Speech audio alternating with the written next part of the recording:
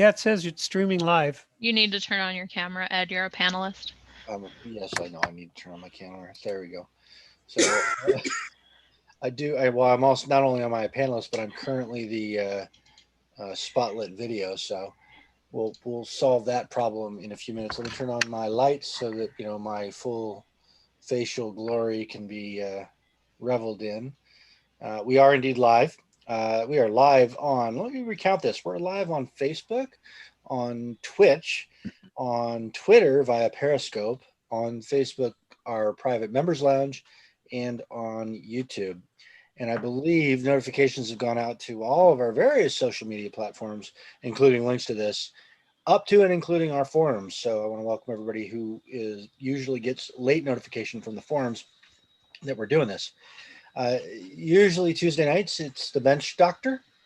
Uh, he ran out of stuff to build because he's still waiting for parts. So I believe tonight what we're doing is an Ask Me Anything ranging across the club business from gunsmithing to why am I so mean on Facebook. So I want to go ahead and turn it over to Danielle, who's going to give us the sort of the structure of it, I think. And then we're going to launch. Don't read the chat, Ed. That's cute, Mark. I'm allowed to read the chat because it's my chat. So I'm going to turn it over to Danielle. If you have questions, the only chat we're currently monitoring tonight is Discord, which you need to be a member for, and the Zoom meeting itself, which is how we're conducting this. And we've got actually a fair number of folks in the Zoom meeting, which is pretty good. So if you've got questions, drop them in chat in either of those two places. If you have questions and you drop them on comments on any of the other channels, we'll probably get to them eventually. Don't count on it. I think that covers all the basics, Danielle. Do you want to set the stage for tonight? Sure.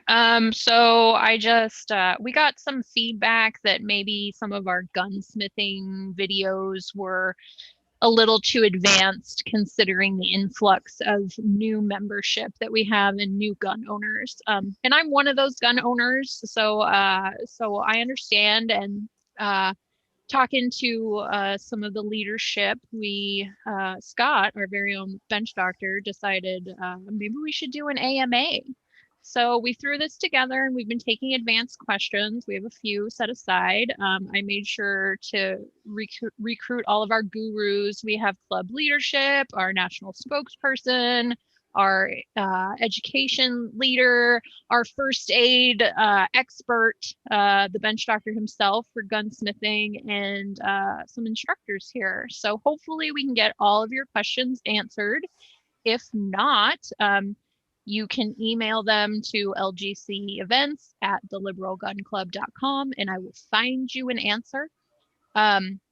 We have a few advanced questions that we'll start with, and Kyle and I will be asking questions and moderating the video. Just so you know, if you're not a panelist, we're going to leave you muted and your camera off for now, just to make spotlighting our panelists easier. So if you're in Discord, you can ask questions there, or you can ask questions here in the Zoom chat, and hopefully we'll cover them all. And no question is off limits here. And None of them. Just because Zoom keeps changing things, they do now let us add the spotlights. So we can only have the panelists spotlit, but you guys don't have to do anything to switch people back. Great. I literally just found that feature. So yay for Zoom randomly adding crap. Great. Thanks, Zoom. So I'm going to start off with an easy one. We'll start off fun, and then we'll go to hard, maybe, or maybe we'll go fun, hard. I don't know. What's the most, and any of you can answer this, what is the most important way that this hobby has helped you learn or grow? And that means, like, as a person, as an instructor, as a human, just anything. Who wants to go first? Oh, David. Oh, Mike. Let's start with Mike. It'll be something nice and wholesome. Well, what this hobby has done for me is it helps me relax. It allows me time that I can be just by myself. And it is a very centering, sorry, I have a cat here to deal with. There we go. It's a very centering experience. So when I go to the range, when I enjoy my hobby, it's a very centering, focused activity. And I always feel much more relaxed and calm and at peace after than I did before. So it's holding me fun. This is Scott. Can you guys hear me? Yep. Yes. All right, great. For me, it's a confidence thing. I don't mean like thinking I'm a badass because I know about guns, but more about, I think of more the mechanical end of it. I have the confidence to just dive into stuff, you know, to take a gun apart, and I'm pretty reasonably sure I'm going to get it working again. And then also taking a class that I don't care that I'm the newest or the worst performer or shooting a match. I have the confidence to just step up and do it and really not care about results, but care more about the growth, of the idea of just getting better. Yeah, I'll go ahead and jump in on that, and that's really been my focus for a while. I wasn't a very active shooter until November 9th, 2016, and since then my UPS local crew is threatening to sue me for ammo deliveries. And I think a combination of the challenge of just getting better as a shooter, the enjoyment of helping out people who are new to the sport. I've had 4 people approach me this month through Operation Blazing Sword, and I immediately pivoted and told them all about Liberal Gun Club. And when I get back from seeing the most adorable grandchild ever, I'm going to take them to the range. And and then the improvement in the sport. I read and I find drills like the 5x5 drill, which somebody calls the 4x5.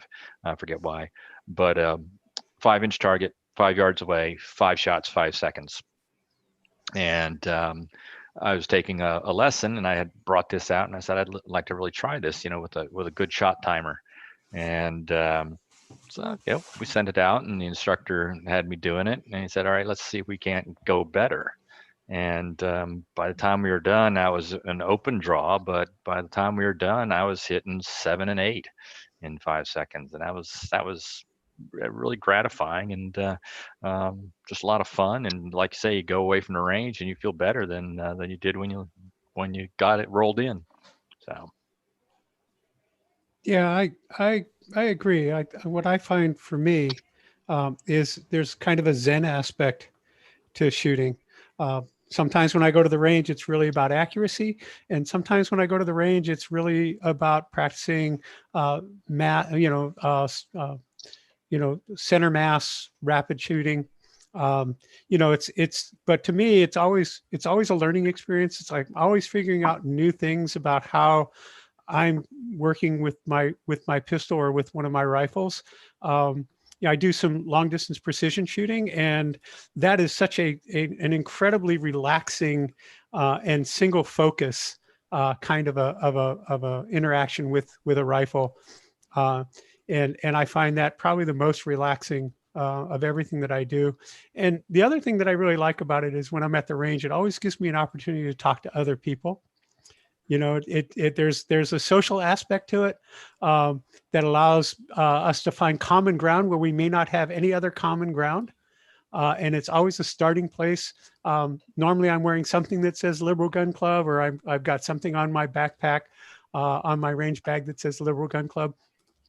And it generally provides an opportunity for people who may not consider themselves the liberal side of the spectrum to see that we have that common ground, and that there's room for us to have a growing discussion.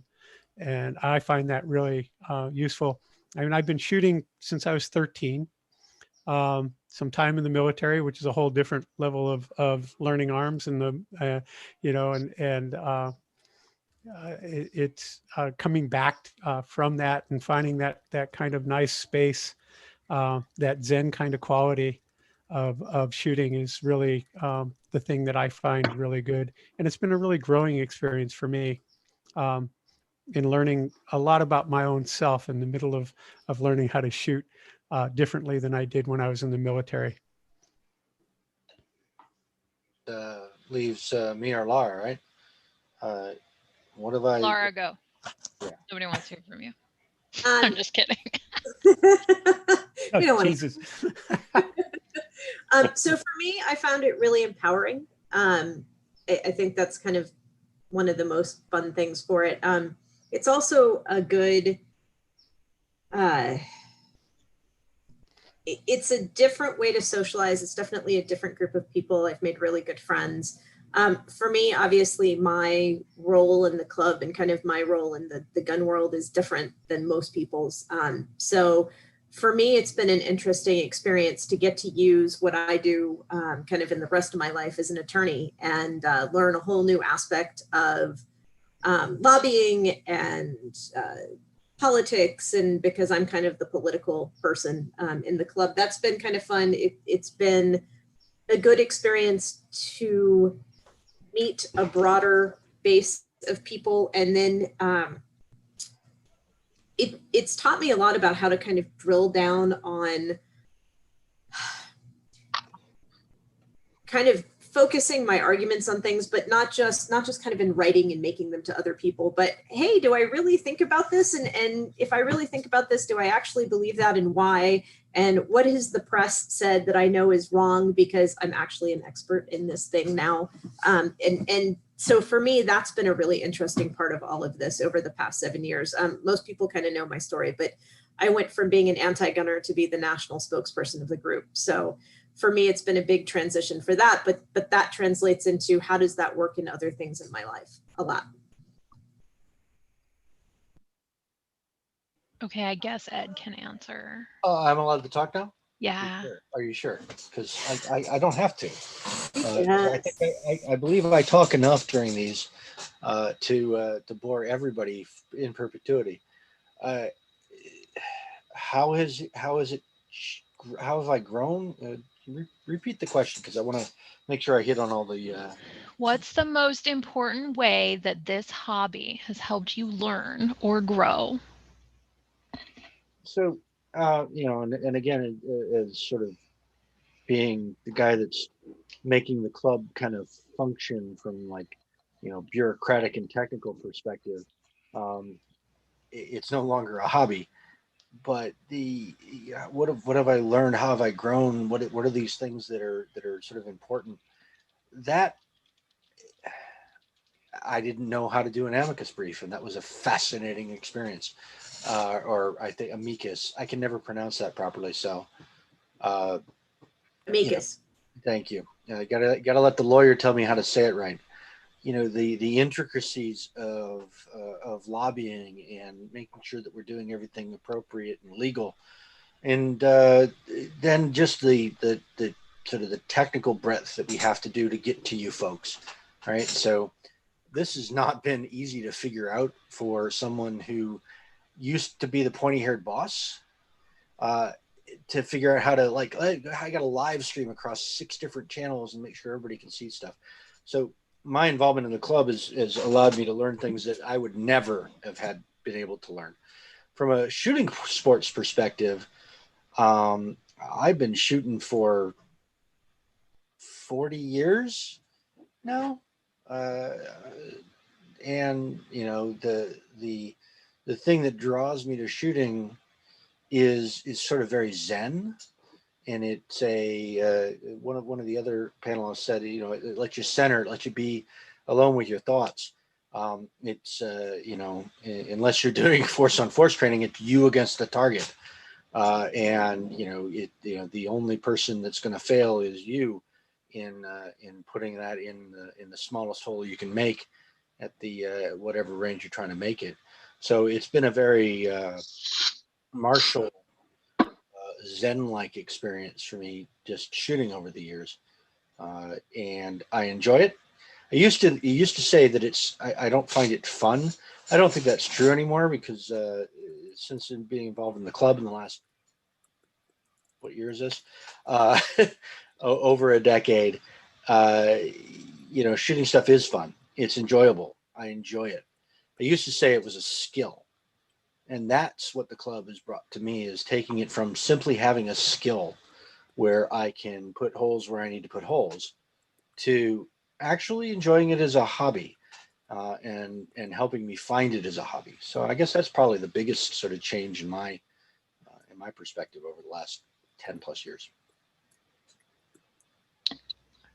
Great. Thank you, everyone. So somebody typed in the chat, how do we know how many members have joined recently? And I'll just answer that really quick. I just see a lot of new names popping into the Facebook members lounge, and I am in California, and our president actually posts welcome message to all the new California members weekly, and it seems like there are a ton. And then reading people's new posts about how they're new to the sport or just new to the club.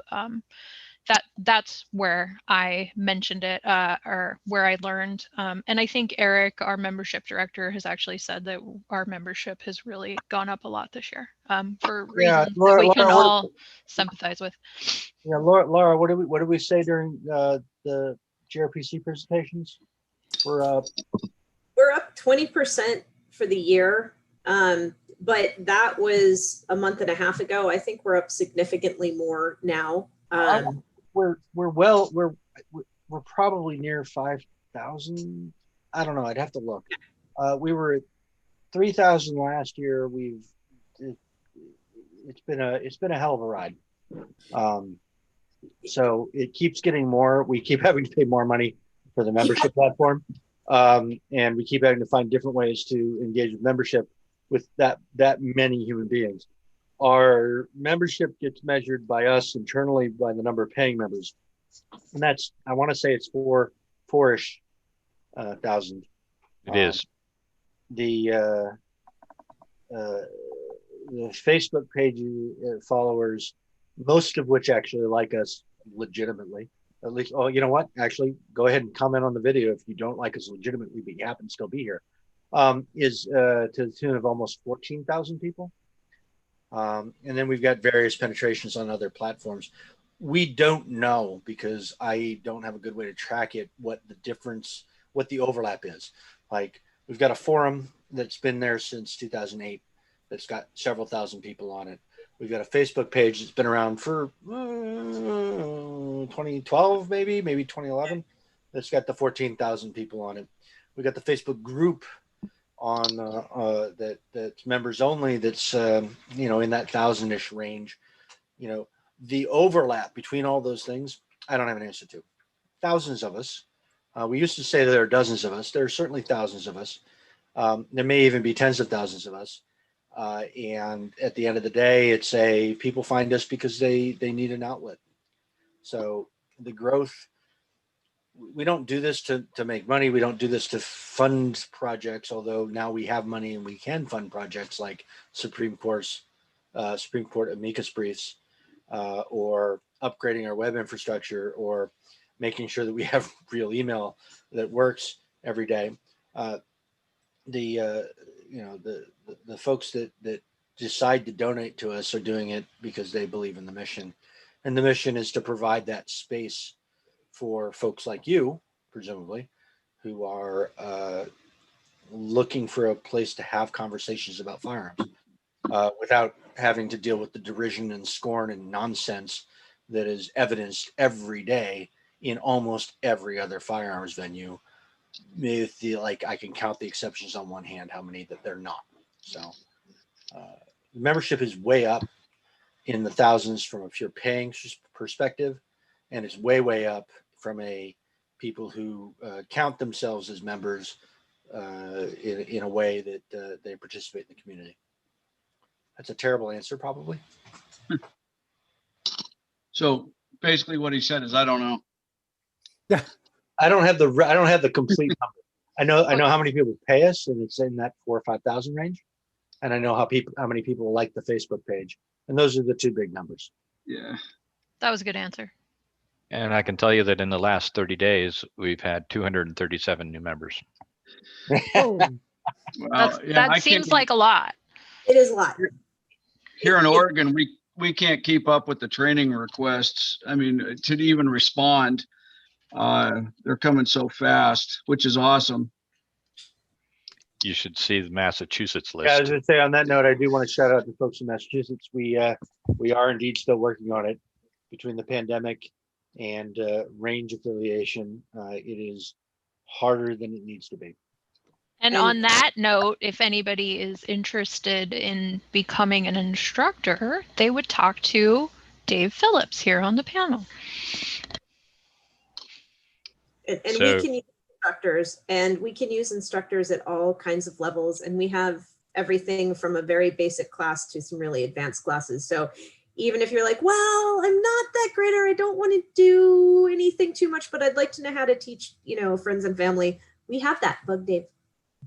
We do. So basically, if you've ever taken a friend to the range and they came back from the range happy and with no more holes than they started with, you can probably qualify for our introduction to range safety and shooting.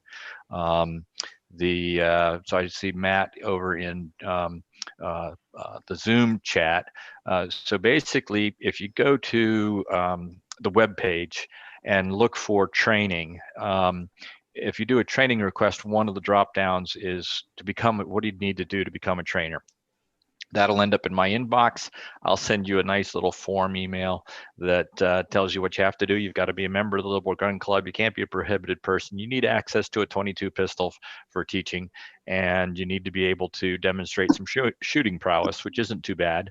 For the intro course, we let you use rim fire. If you want to use if you want to teach firearms familiarization, we ask that you do the shooting qualification with a center fire pistol.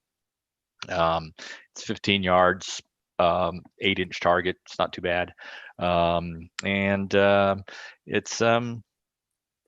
really not hard. You do spend a little time reading the curriculum, set your cell phone up, do a video showing that you understand the material, especially our 3 safety rules, and show that you know how to handle a firearm safely. A lot of people demonstrate just gripping a firearm for that. We review it, and then we tell you you're an instructor. Put your name on the page.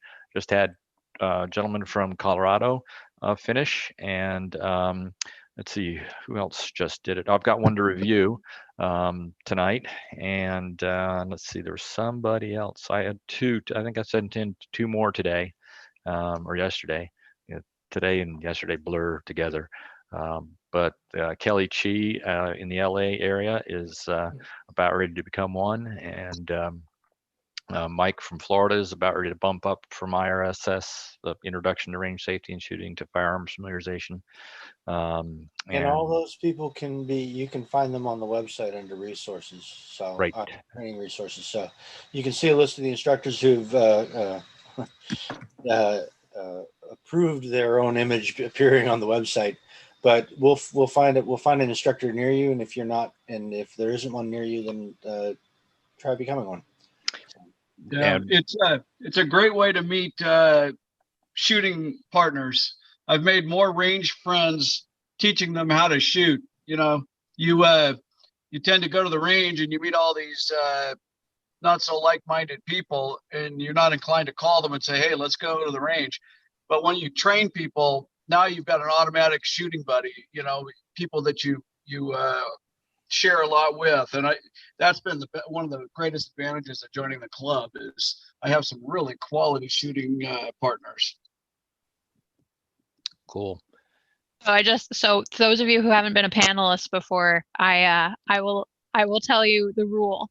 As a panelist, you are not allowed to read the questions in the chat because Kyle and I are in another window organizing them in a normal flow, and we will. Yeah, but I want to answer that one. So.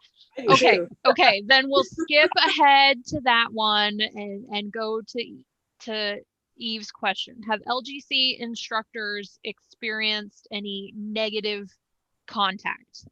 I want to answer that first, and then I'll let the others answer it. No, not after they see me shoot. Thought that was Mike. Yeah, Mike, Mike. too. Mike. That's Mi- Mike, Oh, it too. what was about you, Mike? Yeah. No, I have never had a bad experience on account of being a liberal. Wait. Nose to nose in Texas doesn't count? That's not an Well, instructor circumstance. No, it doesn't count. yeah, that was not an instructor circumstance. That was just a personal interaction. Like in a class. Like I've never had anybody challenge me in a class, either in the classroom and especially after the range. Same here. No challenges, no issues at all.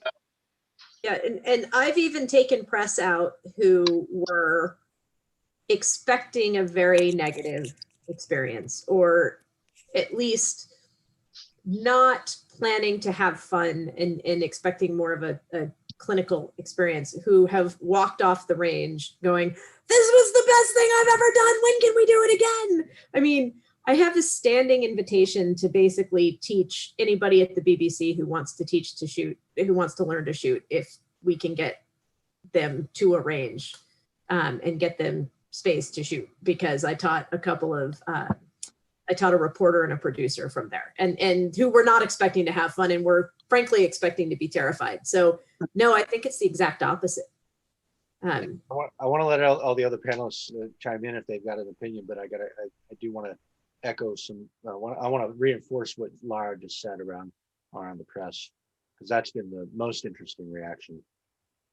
Yes, Scott, Rudy. no, Scott, anybody? No, I've never had any negative feedback or interactions with anybody in an instructor capacity.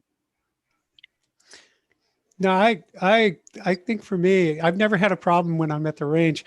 And one of the fun things is that I was a high school teacher, and I also ran a robotics program, and I've taken several of my former students when they were still students out, and we've gone to Bureau of Land Management land, and we've gone to ranges, and I've brought the whole 9 yards. I mean, we start off with 22s. I brought shotguns. I brought my 44 mag. I brought 45s. I brought both my bolt and my semi-autos rifles, and it's just been great, kind of like teaching them how to be safe, how to be thoughtful, understanding, especially in Bureau of Land Management land, you have to constantly be aware of people driving down roads and stuff like that, and making them aware of what it means to be safe on the range, not just in terms of how they handle firearms, but also how they behave and how they operate in environments that aren't necessarily controlled at ranges also. But again, to echo what other people have said, I've never had a negative response from anybody I've taken or been to the range around when I was doing instruction. And the biggest problem I have is sometimes I'll be on a range next to somebody that has brought a friend out, and I'm watching and I'm noticing, like, the finger's always on the trigger. They'll go to set the gun loaded down with their finger still on the trigger. And I often bite my tongue because nobody's asking me. But I really, want to stop them and say, hey, will you tell your friend that if they're going to change position with their handgun, to please take their finger off the trigger. Don't constantly be holding that gun in a position where you could negligently shoot it. But yeah, it's just really, I've never had a bad experience, and my students have always just become really happy and fascinated with learning more about shooting guns and the different types of weapons. And Eve clarified her question a little bit, saying, hey, are you getting bugged by kind of right wingers? And so to answer that question, and I think Ed and I are probably the only two that have had that experience kind of. Well, Mike Ross. Well, Mike Ross, but I mean, kind of like on a big public stage. I would say that the negative experiences come more in the press than they do in face-to-face interaction. They tend to be keyboard warriors are the ones who are most negative. Mike has had the range run in. I'll tell you the story of the Battle of the Mike Ross in a moment. Yeah. Mike's had a range. That's our closing. That's our closing. So you got to wait. That's the closing. Yeah. But no, it's not that common. And I, like a lot of people are saying in the chat, I wear my LGC stuff to the range all the time. I have it all over my range bag. I hand out stickers all the time. I hand it out in every gun. So I carry LGC stickers and I hand them out in every single gun store and ammo store I go in every single time. And occasionally I get a, what the hell is this? But mostly I get a, wow, that's pretty cool. Or what do you do? And mostly we get questions. And I'd say the typical negative comment from that is, so you mean you're a classical liberal, right? No, but you don't tend to get a lot of really negative response, but I think it tends to be because people in the club overall are incredibly responsible on the ranges and also incredibly knowledgeable. Even the beginners here are the kind of people who really want to learn all the questions you guys are asking, show that. And, you're not, most people in the club, if they're talking about being in the club, they're not going in with attitude and being obnoxious. And so that tends to be pretty respected. And people are much more interested in the novelty than they are in giving you a hard time for the most part. Mike being the exception. So we won't preview that. But my local range is owned by a Republican congressman. Don't think he's ever there. The manager is probably a little bit right of center, but he's someone you can actually talk to. But in the classes, it's in a town called Rural Hall, North Carolina, and the classes tend to run a little bit more right wing. And I was in one, and this was after the election, and one of the participants in the class was blathering on and on about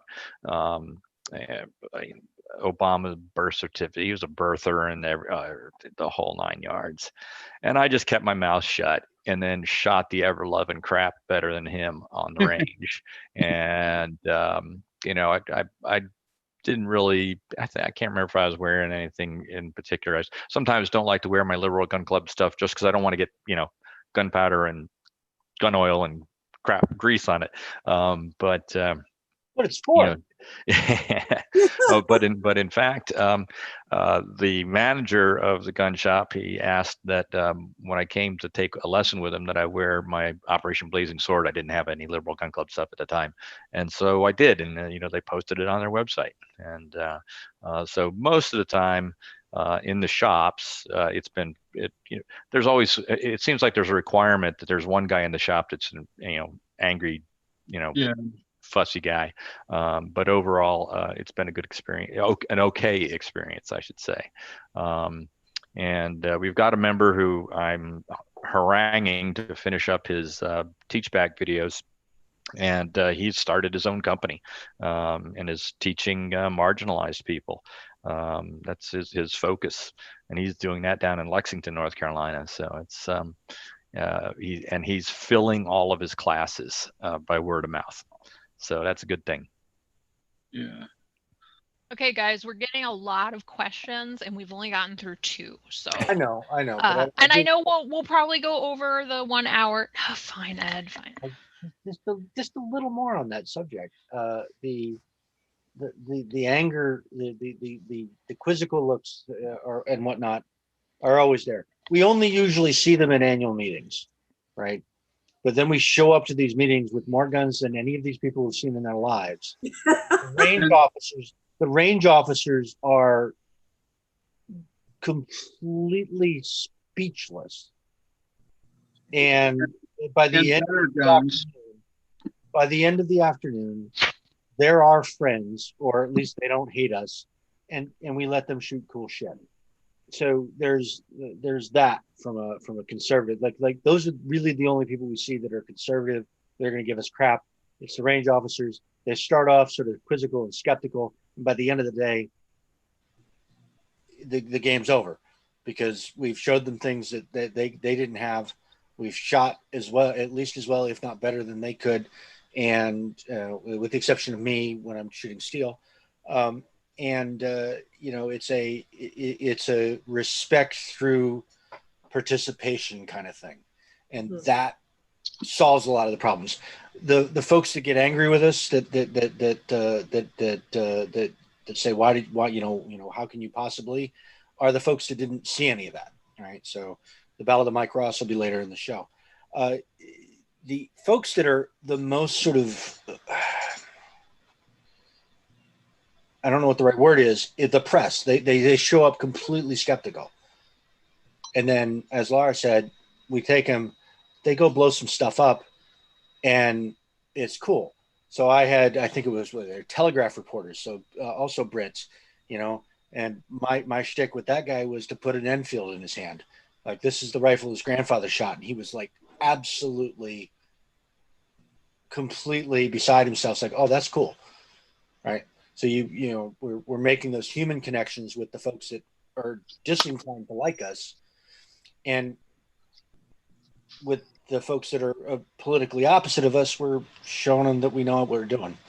We do it safe, we do it well, and we got good toys, and that shuts everybody up.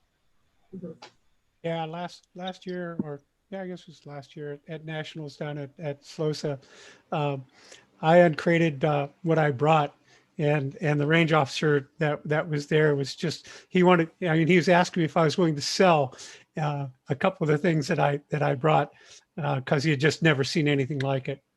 So, All right, Danielle, I'm sorry, I kept interrupting, and Danielle wants to get the next question. Okay, go Danielle.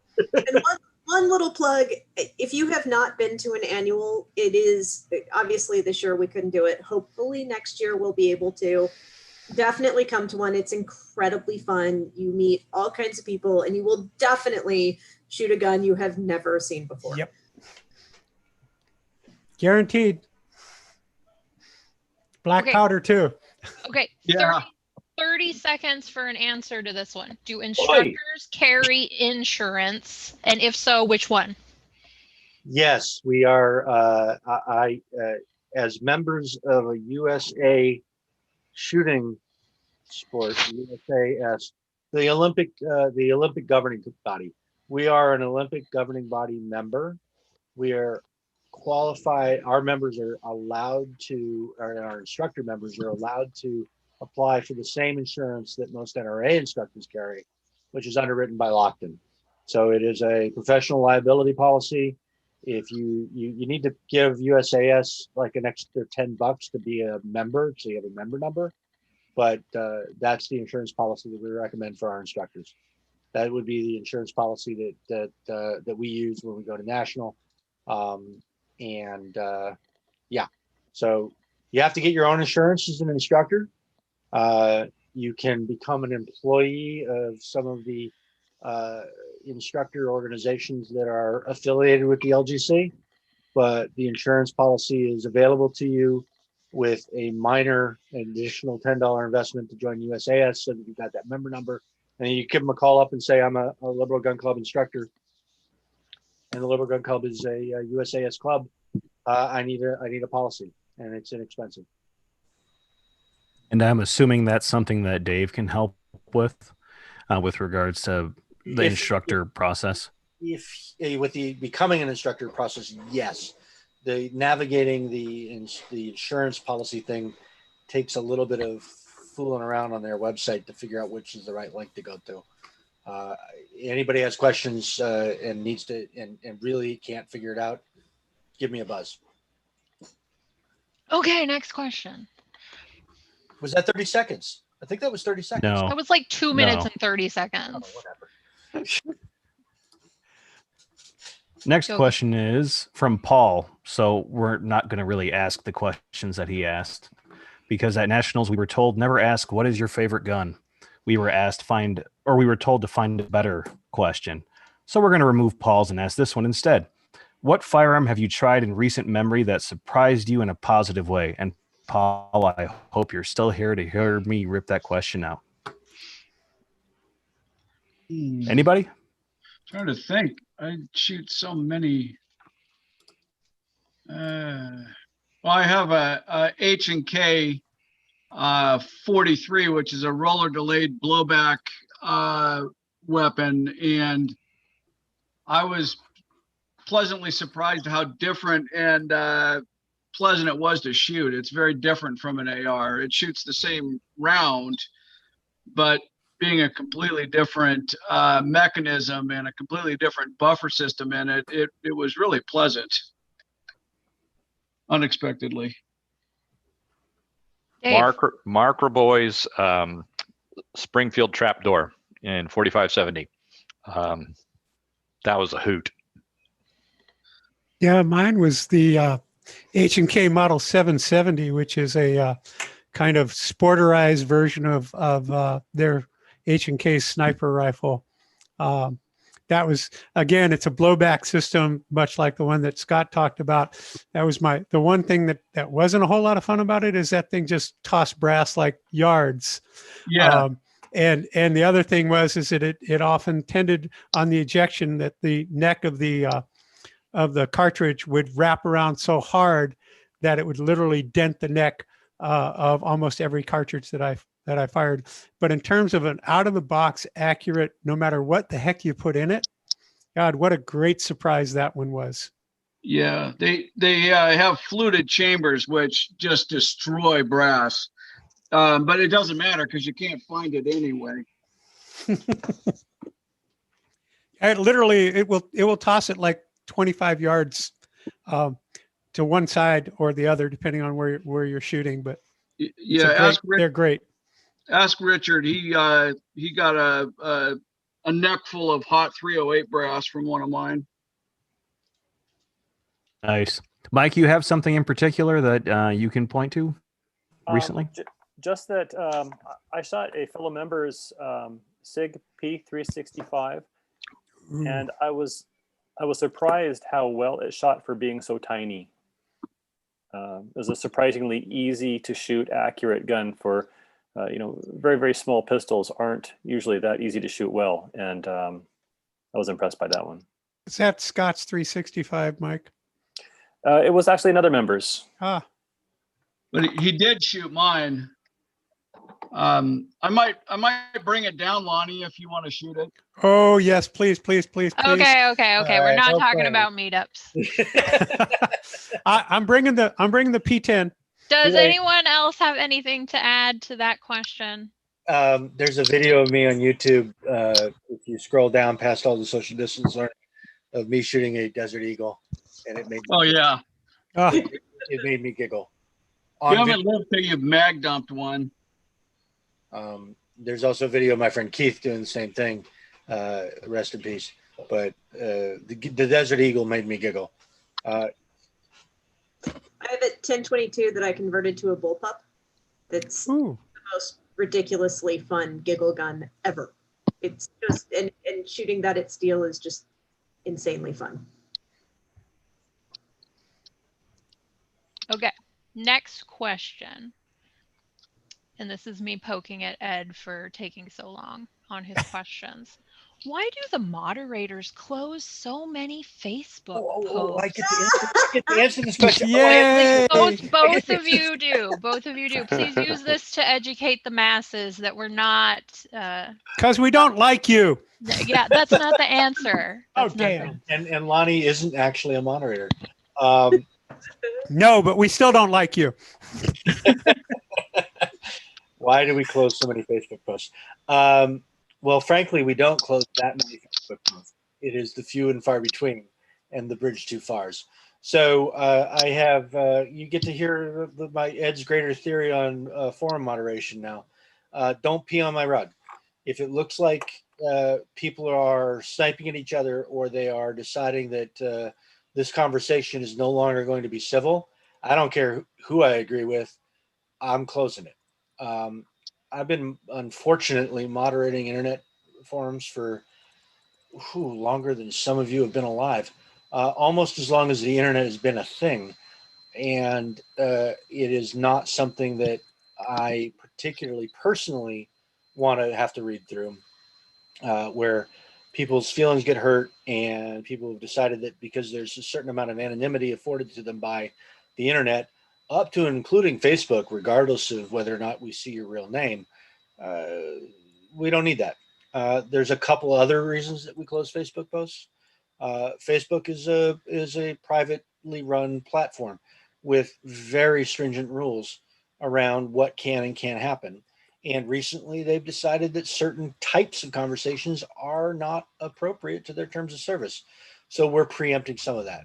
So I'm not going to describe what I think those things are, but I think you could probably figure it out. And if you do a little Googling on what Facebook has been shutting down recently, we don't want to see Civil War stuff. We don't want to see people calling for the Scott, are you loading guns? No, no, they're not. I'm cleaning them. Just like all of a sudden there was a slide rack in the background while I'm talking about Civil War. No. Hey, Scott, Yeah. as you're cleaning stuff, the sound is pulling the video to you, so you might want to mute when you're not talking. Yeah, Oh, okay. That's not what drew my eye. But anyway, so, we want to remain on Facebook as a platform, and we do not want anything to jeopardize that communication channel to our members. So many of you are watching this right now on our Facebook channel. If you'd like our Facebook channel to stay as a thing, help us not let things turn into dumpster fires. I'm not personally of the opinion that Facebook's watching every particular report and that makes everything go south if you report a post, but we moderate things on purpose intentionally. Every once in a while, it might be a little capricious. That may or may not have something to do with how tired one of us is at the point in time that we see a particular post. But we're doing this to keep the Facebook page alive, to keep it on Facebook, and I've got a certain set of sort of mores and norms that I think are appropriate. And when I see you peeing on the rug, I'm going to ask you to stop. And if you don't stop when I ask you to stop, I'm going to lock the post. I do that on Facebook. We do that on the forums. I haven't really had to do that on Twitter because Twitter's a bit of a Wild West. But on any of the social media platforms that we moderate, we take a relatively aggressive stance towards keeping it safe, inclusive.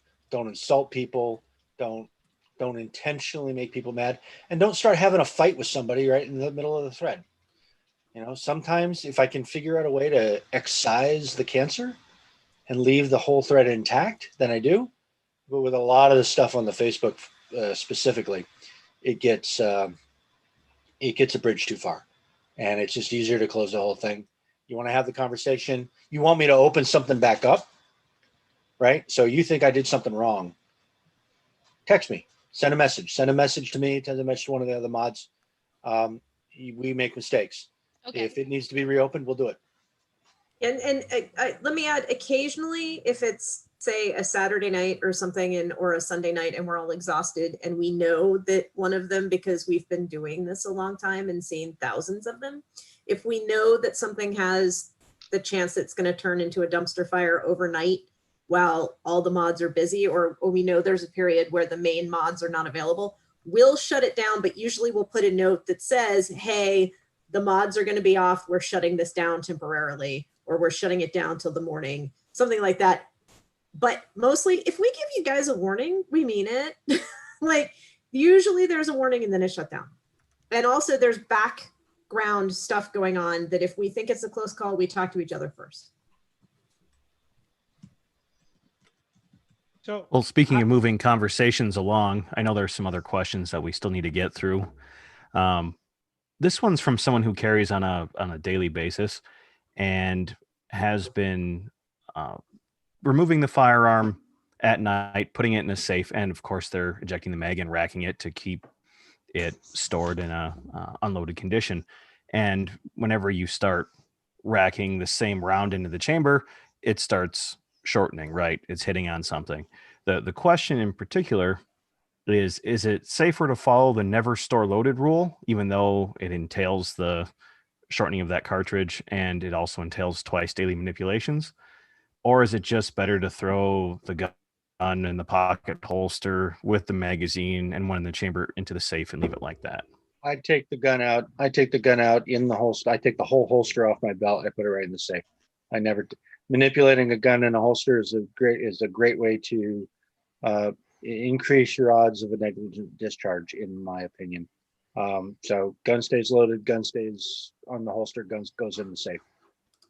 Well, and for me, I don't worry too much about it. I shoot my carry ammo about every 6 months. I'll refresh it. I'll just shoot the whole mag, and I'll cycle the rounds. So the one that was on the top, I'll just unload the whole magazine and load it on the bottom, and that tends to those two things. I never get set back from doing that.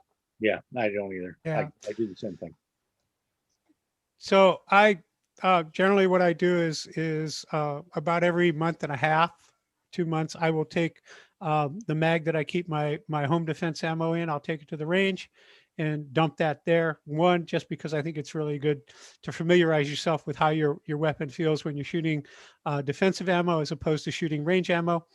And then the other thing is that I don't have children in my house, so there's always a loaded gun near my bed with a round in the chamber. And then when I leave the house, if I'm going to be gone, it goes in the safe loaded. I never rack it out and then re-rack that same round. I've never had a setback with any of the factory load stuff, and I crimp my reloads, so I'm not really worried about setback there either. But that's just me. The only time that my gun is not loaded and in my house and available to me is if there are children like my granddaughter or friends who come to the house, and then that gun goes in the safe and gets locked and stored until they leave. Anyone else have any other comments on that? Okay, that actually leads right into the next question about storage. I'm sorry, Ed, what was that? Shoot your carry ammo every once in a while. That'll solve the problem. Gotcha. It's why I dump those mags every month and a half or so when I get to the range, just so I'm rotating out carry ammo and defensive ammo. Gotcha. With what you've just said about just throwing the whole thing loaded in a holster in the safe, what is the intent of the rule to unload before staging or storage, especially for an EDC firearm? Or is that something that you just wouldn't recommend at all? I never do it. The only thing I can conceive of is if your state has a law about not storing a loaded firearm. So Massachusetts, it's legal so long as it's in the safe, right? It can indeed be loaded. You've got to check your local laws. And if or if for some reason you're uncomfortable with it, but your everyday carry, I'm going to go one step further and say, it should be loaded with a round chambered when it's on your hip. Israeli carry be damned. And there's plenty of material out on the internet that explain why that's why I think that's a good idea. I agree with the likes of Rob Pincus and Grant Cunningham and our own Alessandro Padovani, that guns that are meant for everyday carry and for defense should be loaded and should be as ready as they can be. If there is something that prevents you from leaving it as ready as it can be, then see this previous advice to make sure you cycle that ammo periodically and shoot it because you want to shoot it, and then you won't have any of the stuff that could possibly go wrong by having it by racking and unracking and re-racking and loading and yada yada yada. But I never do it. I don't see a reason to do it so long as it's legal in your jurisdiction. Yeah, I have something to add.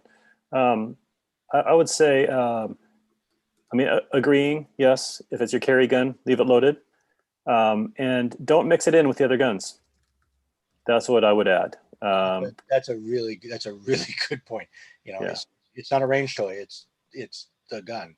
Yeah, keep it segregated from the other guns that you would ordinarily unload, lock, put away, because having one that's loaded among a bunch that aren't is a recipe for mistakes. Now I've got dedicated quick access safes for the carry gun. Everything else is in a different safe. Yeah, I should say that when when my pistol is in next to my bed, it's also has a trigger guard on it, similar to the one I think that for those of us who saw Al's presentation, it's tethered to the inside of the nightstand drawer, so that if I pull the weapon, my finger never sees the trigger as I pull the weapon out. So, and I really recommend for those of us who keep weapons out like that, that you do something similar. It's not legal here, but if it was legal here, that would be the way it would be done. But there's lots of good resources on the site, and guys like Alessandro have got some really great home defense stuff. So check the YouTube channel out for what was it called? Intro to Home Defense, Yep. where he covers some of those things. Okay, next question. And I'm going to read it in quotes. I just got a shockwave. What do I do with it? And why the F did I buy it? We don't know. We don't know. Sorry. If you do it, you're going to hurt your wrist, but that could be fun. Sell it. Yeah, sell it. No. I have a counter to that. Go buy about 12 pumpkins and take it someplace where you're allowed to shoot 12 pumpkins and get some just classic buckshot and enjoy the heck out of it. But I certainly don't recommend them for home protection. That's but they're a lot of fun. But that's all they are, is just toys to me. Well, I rate the Shockwave along the same lines as I do the FN 5.7. It's a great fun toy to play with, but it really doesn't have a whole lot of practical application. No. The user in question said they're heading to get pumpkins right now. There you go. As to why you bought it, I have no idea. And it was cheap. That's why you bought it. Yeah. I'll never talk anybody out of buying one. As long as you go into it knowing that what you're getting is a range toy, it's not a real viable home protection. At the very first annual meeting, somebody had a judge. Oh yeah. And that was a hoop to shoot. And we even tried breaking clays with it, which didn't work, obviously. Yeah, I'm gonna put it in the same bucket as the judge. Yeah, the judge. 410. I don't know why people think 410 is even spoken in the same breath as personal protection. I don't know why people do that. It stings. Yeah, if you absolutely No. irritate your attacker. Okay. There's one other response from the Discord I wanted to point out for those that are watching this on YouTube and whatnot. One of the other users mentioned spending the $200 to Form 1 it and turn it into a short barrel shotgun, if you can do that legally in your state. Yeah, that's a thing you could do. But by the same token, you could go buy a better shotgun and SBR it too. Right. Or you could have saved the money that you spent on the Shockwave and add that $200 and get another shotgun that was way more functional. On a serious note, spend it on training. Go get trained, take your everyday carry, and take a class. Yeah. Run the gun that you're going to carry, and make sure you learn how to use it, and make sure you know how to use it, and know how to use it in stress and yada yada. So it really spend goes the money. to the thing. Spend the money where it makes sense. I'm sorry, Lonnie, go on. No, it just really goes to the thing about whatever you own, you got to train with it. If you're not going to the range on a regular basis, if you're not getting out there and using it and becoming familiar with all of its little quirks and stuff, you're not doing yourself any good just by owning it. I just recently got a new pistol. It's taken me probably 6 trips to the range to finally figure out how this thing actually works. That's 6 trips at roughly 500 rounds a trip. So, I just really think that the most important thing is, regardless of what you buy, that you need to be familiar with it. You need to know how it works. You need to know all of its little intricacies. And if you're not familiar enough with it, then you shouldn't have it. The majority of your firearms budget should be going to practice and training. Yep. More than 50% should be going to practice and training. And if it's not, unless you're a collector, in which case you're a collector. right, but in general, even for collectors, unless you're buying really high-end stuff, or you're buying a lot in a particular year, you know, really for the average person, more than 50%, and that includes, you know, that includes your ammo cost and your range time and your range memberships and all that, but build in a substantial amount of the budget into training and practice. Yeah, I collect, but I also shoot about 2,000 rounds of 9 a month in my match gun, and I shoot my carry gun every range trip. Not necessarily a whole lot of ammo, but I shoot it every single range trip. So Danielle, do we, you know, while we got sort of, you know, club level stuff on here, are there categories of questions that sort of, you know, we can, we love Scott. He answers questions all the time. He'll answer questions in the middle of the night. He'll answer YouTube comments. We probably can focus on questions for folks that are here that aren't usually class participants or class presenters. So if you want to focus just a bit. Yeah. Here's one. I'm going out of order. Sorry, Kyle. Is anyone else working at a super liberal workplace that is super gun intolerant? And what are your suggestions for that? So yeah, go ahead. Well, I was going to say, I was a high school teacher and a gun owner and a liberal, which often confused the hell out of my colleagues. And generally the way I dealt with it, because most of my colleagues were vehemently anti-gun, is the first question I always ask them, have you ever fired a gun? And if they haven't, then my first statement is, let me take you to the range and teach you about guns. I've had a couple that have taken me up on it, but usually that's a conversation stopper.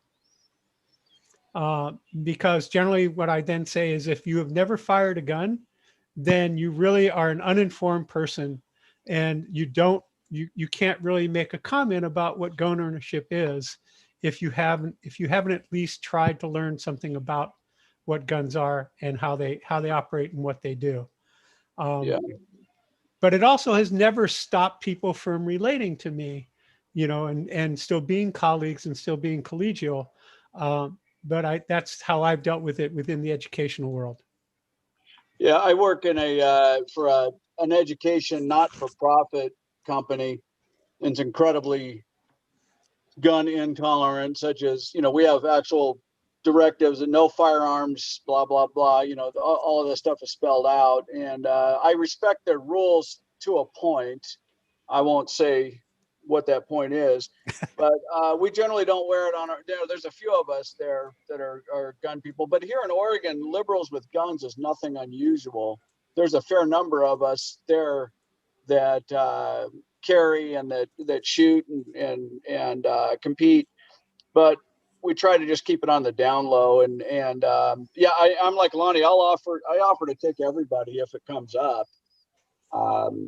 But so far I haven't had too much trouble with it. Is, you know, you just kind of have to respect the environment, and if you don't like it, move on. You know, it's their workplace. I should add that I'm in one of the most gun intolerant states also. So I'm in California. So that also has something to play when in terms of the people that I am most often around. Okay. And I'm on the other coast, and concealed is concealed, and obey the law. So does anybody actually, does anybody not tell anyone that they work with that they are a gun owner? It is indeed a problem at times in my professional life. Although I have been on television in the local market, so if they didn't know before, they knew then. So I'm a special case, but I know a number of people who are just they don't say anything about it. I don't tell, but I'll answer honestly if asked about it. So I don't post publicly anything about my guns. I have posted pieces about gun control and my particular take on it, which is always a reference to look up Liberal Gun Club, check out root cause mitigation. That's always my go-to. But I'm also, I'm very open about it amongst my friends and people that I have contact with, that I am a gun owner. And my neighbors see me tote my guns in their cases out to my vehicle twice a week when I go to the range. So it's not something I hide, but it's also not something I advertise widely in the public. All right. What differentiates the LGC from other Second Amendment organizations such as like the GOA or LGC, besides being politically left of center? Go, Lara, you got this one. So the reality is we actually mean it when we say the second is for everyone. There are very, very few organizations that actually walk the walk. A lot of them talk the talk until you actually say, well, what about, shouldn't you be defending Breonna Taylor's boyfriend who, had a no knock come to his door and, he was defending his house. Shouldn't you be defending him? Shouldn't you be defending Philando Castile? Shouldn't you be defending all of these people? Shouldn't you be supporting Operation Blazing Sword? Shouldn't you be, pretty horrified at these people who are trying to suppress the vote? Shouldn't you be? And they tend to get really mad. And that is by far the biggest difference of what we do. The reality is the difference for us is that we really are a voice for people who don't have a voice in many other organizations. And we are the most respected left of center gun organization in the US.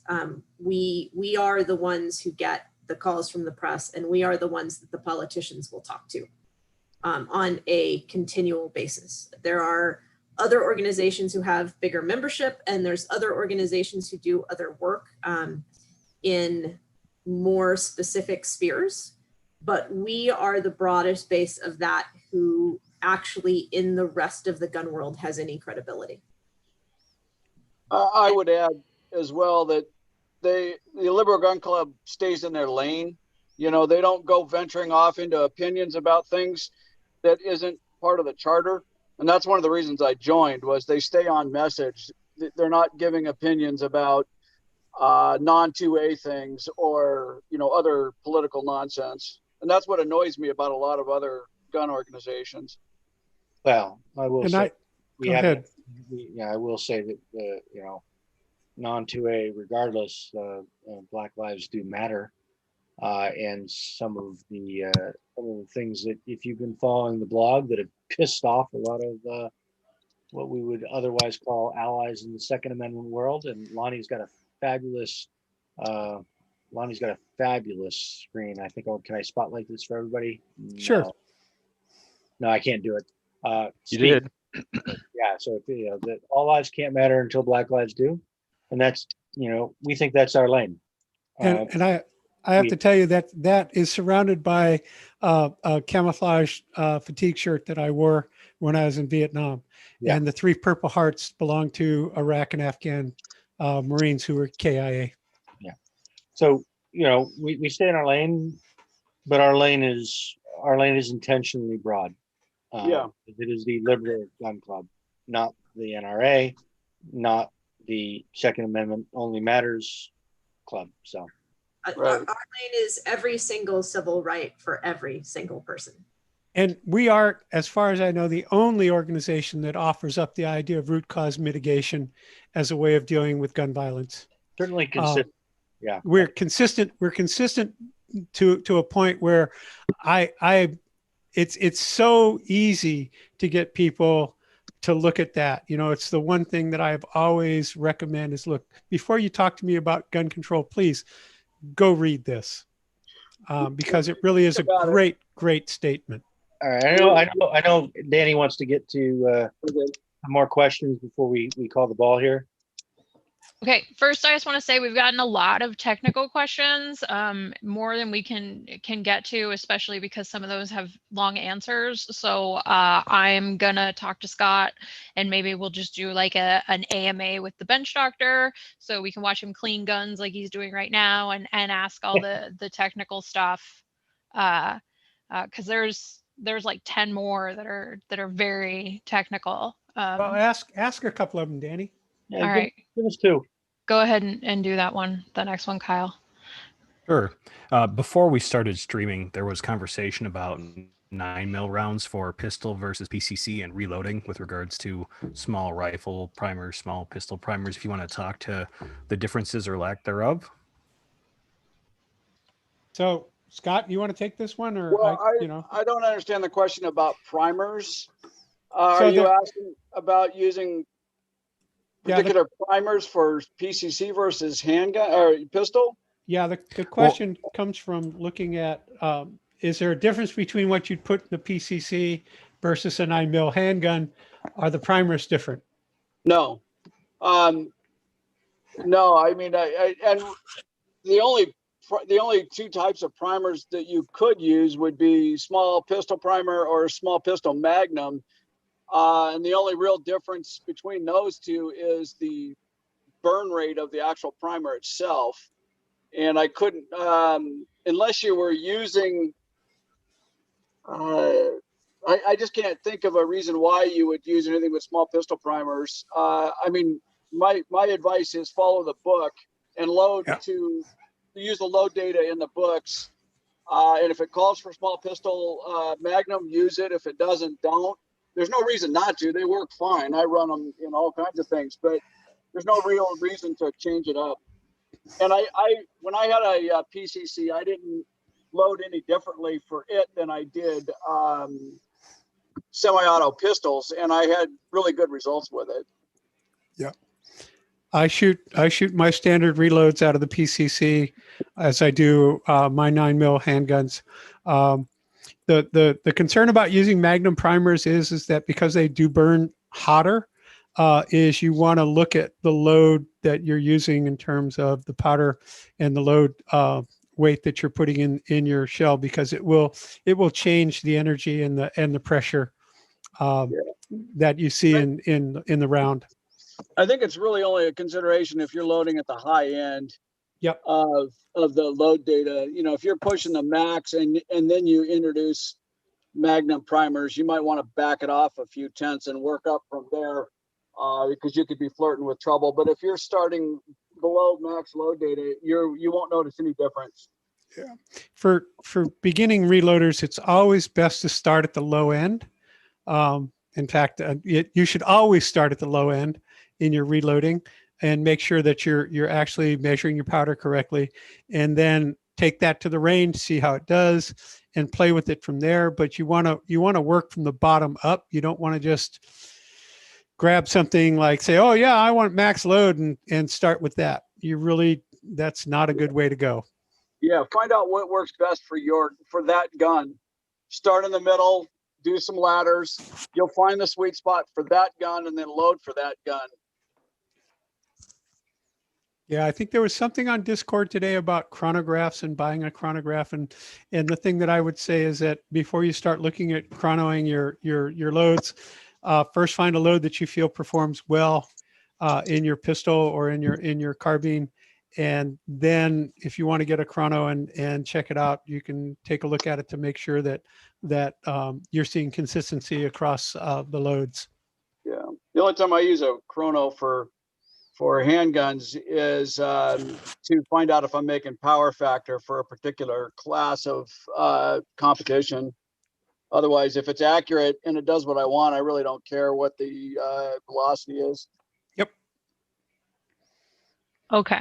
So I want to point out to everybody that if you're not with us on Discord, you are missing out on a lot of great conversation on modifying guns and reloading and things like that. And the experts are always there and they're always answering questions. So it's worth taking the time to get on the Discord and then figure out how to use it. So if we didn't get to your question, we will get to it at some point in Discord or in another AMA. I want to end with a kind of a funny question. For those of you who have seen Last of the Mohicans, in one of the ending scenes, Daniel Day-Lewis's character is fast loading a flintlock. Is that really possible? Where's Dave Bose when we need him? You know, honestly, I saw that question and I was trying to do a Google search to see what the hell they were talking about. Muskets aren't rifled, and you know, fast loading a musket is possible. I don't know what was going on in that particular scene. I'm going to have to go find the movie and look. But you know, you drop some powder down, you drop a ball down, and you give it a little tap. You know, with the muskets of that time period, it wasn't like the rifle barrel where you had to shove the ball down to the sort of rested on top of the powder. It kind of went down a little easier. Several shots later, everything was all fouled. It didn't go that easy, and you really had to force it down with the ramrod. But I don't know. I'm gonna have to watch the movie again because now I need to know. I'd say anything's possible with practice. Supposedly in the Richard Sharp novels,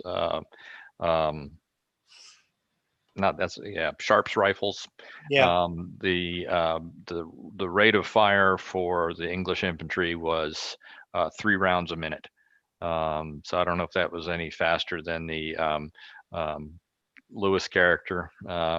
On the other hand, that's just people who've been hit over the head and given a shilling and brought into the army.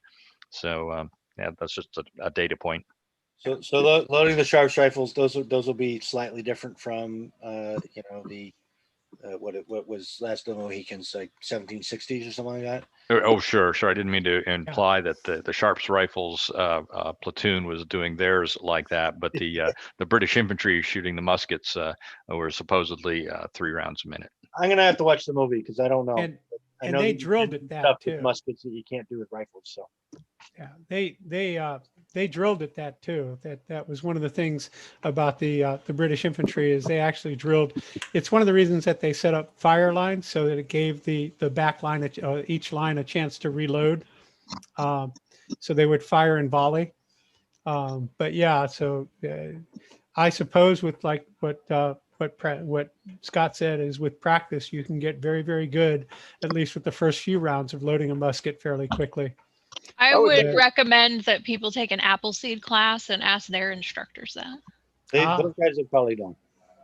I bet you can load real fast when somebody's shooting back. You bet. Well, all right. there. So, sorry, Danny. Go ahead. It looks like Dave actually turned on his camera and his audio so he can answer that question since this is the last fun one. Dave, where's Dave? Go, Dave. There's Dave. There's Dave. Let's go ahead and give him the spotlight. Well, he's talking, but we're not getting any audio. So we'll pin him real quickly or spotlight him. I just did. And read his lips. There you go. You have to turn the microphone on. You're You're still quiet, pretty Dave. low, Dave. Turn it up. Get that volume up. I can't see. There you are. go. There it is. Anyways, the experts should be able to do 3 or 4 with training, but that's using cartridges. And as the day, as they do more and more, they have to go to a smaller ball. Huh. Is that because of fouling, Dave? Yeah. Oh, great. So they drop it in. But then you got to train yourself to keep it pointed to the sky or you lose the ball. Yeah, everything falls out. Because the ball's smaller than the barrel. Right. Yeah. Great. And that right there is proof that I will get you an answer to any question that you ask. So again, my email is lgcevents@theliberalgunclub.com. We miss you, Dave. Thank you, Dave. Thanks, Hi. Dave. Now, Ed, you said you wanted to finish this whole procedure off with the Ballad of Mike Ross. Oh, we don't have that kind of time. No? We don't have that kind of time. However, Go to pub chat. He'll do it in pub chat. I will recommend. Well, he'll do it in the pub. I will recommend that if somebody wants to hear a journalist's description of the Ballad of Mike Ross, that there's a Politico article based on the LGC national meeting in Houston, which was, somebody give me the year. 2017. 2017. Yeah, it must be 2017. That the reporter saw the events that led to the fictionalization that I sometimes tell in chat. So if you want a preview of it, go read the Politico article from 2017. And if anybody wants to hear it real time, we'll be available on Discord.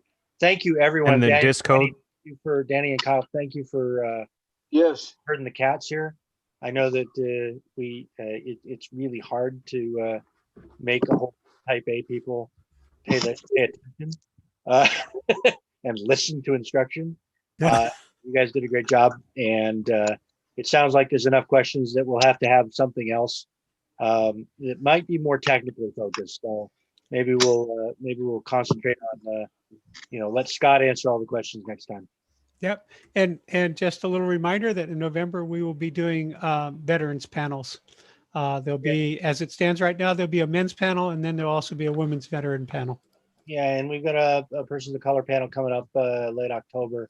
I know Danny's working hard to get that scheduled with Brian and Carl and You guys always intercept what I'm gonna say next. Yeah. Thanks. Sorry, Danny, did not mean to step on your toes.